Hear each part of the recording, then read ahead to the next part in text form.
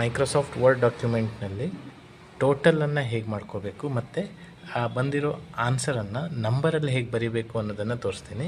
ನೀವು ಮೊದಲಿಗೆ ಆಲ್ಟನ್ನು ಪ್ರೆಸ್ ಮಾಡಿರಿ, ಅದಾದಮೇಲೆ JL ಆಮೇಲೆ UL ಅನ್ನು ಪ್ರೆಸ್ ಮಾಡ್ಕೊಳ್ಳಿ. ಇಲ್ಲಿ ಫಾರ್ಮುಲಾ ಬರುತ್ತೆ, ಆಮೇಲೆ ಜಸ್ಟ್ ಓಕೆ ಮಾಡಿ.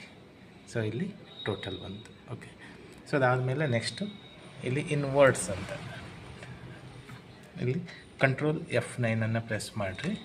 ಅದಾದಮೇಲೆ = ಇಲ್ಲಿರೋ ನಂಬರನ್ನು ಬರೀರಿ 31660, ಆಮೇಲೆ backward slash star card text ಅಂತ ಬರೀರಿ. ಅದಾದಮೇಲೆ F9 ಕೀಯನ್ನು ಪ್ರೆಸ್ ಮಾಡಿರಿ. ಸೊ ಆಟೋಮೆಟಿಕ್ಲಿ 31,660 ಅಂತ